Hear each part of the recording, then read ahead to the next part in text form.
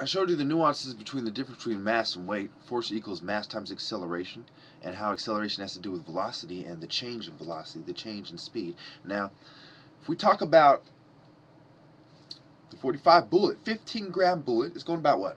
830 feet per second. And bow! It hits something, right?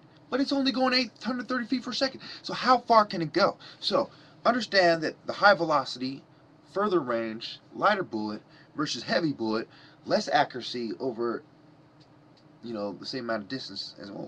Anyway, let's get back to the drawing board. If one angle of a triangle has measure greater than that of the second angle, then the side opposite the larger angle has measure greater than that of the side of the opposite the second angle. A segment from a point to a line is perpendicular to the line if and only if it is the shortest segment from the point to the line. The length of the hypotenuse of a right triangle is greater than the length of either leg. The hinge theorem. Remember, this is important. We're talking about masonry. Hinge theorem.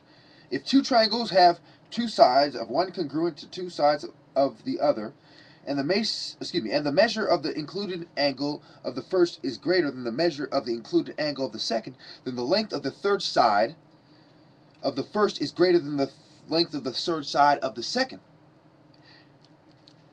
And it goes on to say, if two triangles, in the next version, that's 15, this is 16, if two triangles have two sides of one congruent to two sides of the other, and the measure of the third side of the first is greater than the measure of the third side of the other, then the measure of the angle included by the congruent sides of the first is greater than the measure of the angle included by the congruent sides of the other triangle.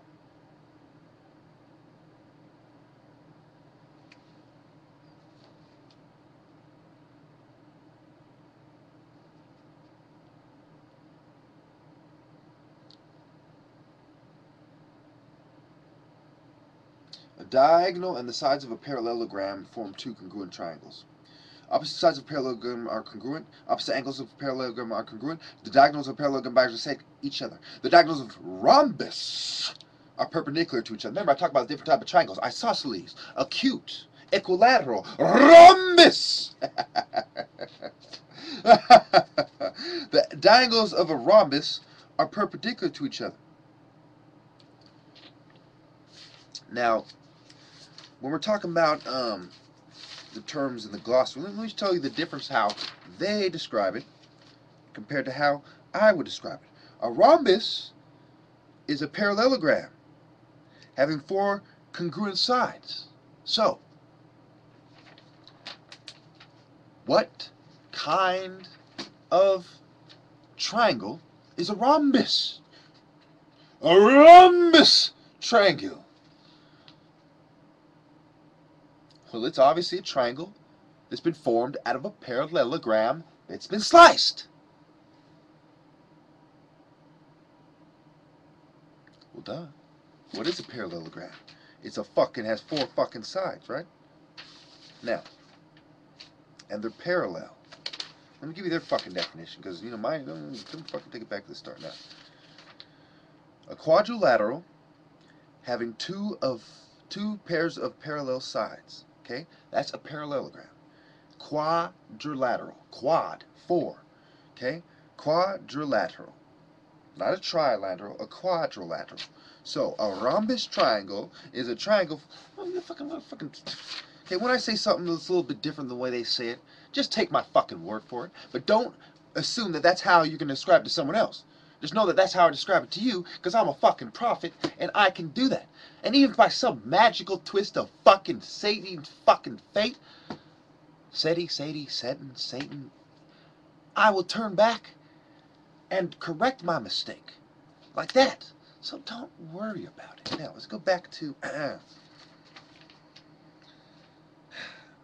We talked about the side angle side postulate, angle side angle postulate. We talked about that. We was past that. We was past the triangle inequality theorem. The sum of the measure of the two sides of a triangle is greater than the measure of the third side. So obviously, if you have a triangle,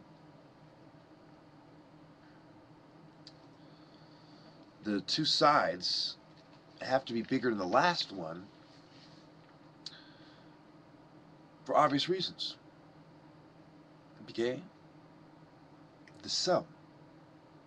You add them together.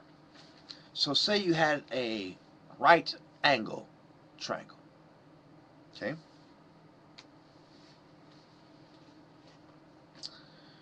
Well,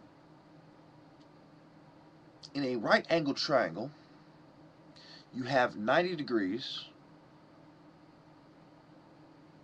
and then the other two equal 90 degrees. So the triangle inequality theorem, as stated,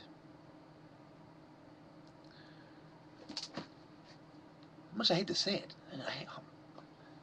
See, yeah, when I try to quote the fucking book, what do they do? You woods lead us astray. I can't even quote the book because I'm smarter than these woods who made the fucking book. Fuck! Alright. What they're trying to say is the sum of the... No, you probably think I'm fucking making this up. Look. Theorem 612.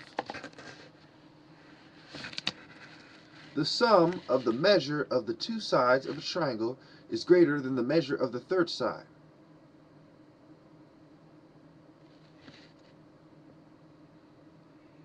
Okay?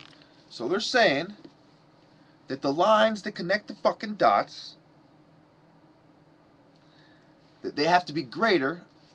Okay, let's take that fucking point. A, B, C, right? They're saying that AB and fucking BC have to be greater than A fucking B. So we take the right angle fucking triangle, right? So you had 90 degrees, and they have two sums of the angle that equal 90 fucking degrees, right? Their claim is that the way a triangle is laid out, that it is impossible to connect the three fucking lines without having two of them automatically, by default,